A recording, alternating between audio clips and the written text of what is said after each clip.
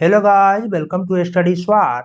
भारत के विदेश मंत्री एस जयशंकर इस समय ऑस्ट्रिया के दौरे पर हैं। एक इंटरव्यू के दौरान जब एस जयशंकर ने पाकिस्तान को आतंकिस्तान के नाम से संबोधित किया तो एंकर ने एस जयशंकर को टोकते हुए कहा कि आप पहले भी पाकिस्तान को आतंक का एपिसेंटर कह चुके हैं। क्या एक राजनयिक के लिए यह शब्द सही है? तो इस पर एस जयशंकर ने कहा कि आप एक राजनयिक हैं, इसका मतलब यह नहीं है कि आप सच नहीं बोलेंगे। एस जयशंकर ने कहा कि मैं और कठिन शब्दों का भी प्रयोग कर सकता था और भारत के साथ जो कुछ भी हो रहा है उसके लिए एपी सेंटर शब्द बहुत छोटा है। उन्होंने आगे कहा कि यह वही देश है जिसने भारत की संसद और मुंबई पर हमला किया और होटलों और पर्यटकों को निशाना बनाया। तो आइए जानते हैं कि एस जयशंकर ने पाकिस्तान के साथ साथ यूरोप के दोहरे चरित्र को कैसे उजागर किया और यूनाइटेड नेशंस के काम करने के तरीके को लेकर क्या कहा। इससे पहले अगर आप हमारे चैनल पर नए हैं तो हमारे चैनल को सब्सक्राइब करें, वीडियो को लाइक करें और इसे दोस्तों के साथ शेयर करें। तो चलिए शुरू करते हैं। एस जयशंकर ने पाकिस्तान को लेकर आगे कहा कि अगर आप अपनी सीमा को नियंत्रित कर रहे हैं जहां पर खुले में आतंकी शिविर चल रहे हैं और वह भी सेना की देखरेख में, तो क्या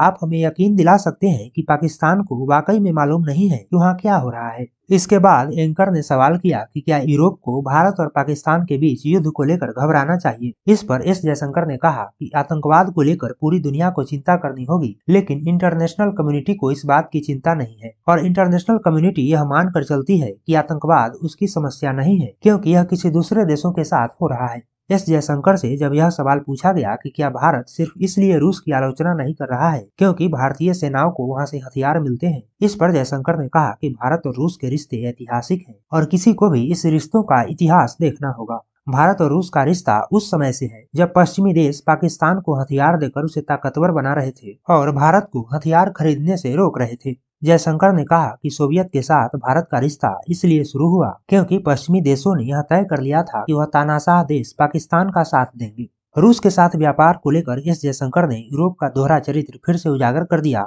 उन्होंने कहा कि फरवरी 2022 से यूरोप ने रूस से आयात कम किया है, लेकिन अपनी सुविधा के हिसाब से। अगर 60,000 यूरो पर कैपिटा इनकम वाली इकोनॉमी परेशान है तो भारत की पर कैपिटा इनकम तो मात्र $2,000 है। तेल की कीमतें भी ज्यादा हो गई और भारत को ऊर्जा की जरूरत है। ऐसे में भारत की प्राथमिकताएं भी अलग है और यूरोप को $2,000 प्रति व्यक्ति आय वाले देश से रुकने की उम्मीद नहीं करनी चाहिए। एस जयशंकर ने यूनाइटेड नेशंस की क्षमताओं को लेकर भी सवाल खड़े किए। उन्होंने कहा कि यूनाइटेड नेशंस 77 ईयर्स पुराना हो चुका है और इसे नया रूप देने की जरूरत है। यूनाइटेड नेशंस में सुधार भारत की फॉरेन पॉलिसी का एक महत्वपूर्ण हिस्सा है। जयशंकर ने कहा कि यूनाइटेड नेशंस की स्थापना 1945 में हुई थी और ऐसी कोई चीज बताएं जो 77 ईयर्स ओल्ड हो चुकी हो और उसमें आपको सुधार की जरूरत न लगती हो। लोग बदलते रहते हैं और संस्थानों में भी बदलाव होने चाहिए। उन्होंने आगे कहा कि दुनिया का एक बहुत बड़ा हिस्सा यह मानकर चलता है कि संयुक्त राष्ट्र निष्पक्षता से उनकी आवाज नहीं उठाता है और इसकी मुख्य समस्या यह है कि जो देश प्रभावशाली हैसियत रखते हैं वे अपने प्रभाव को कम होते नहीं देखना चाहते।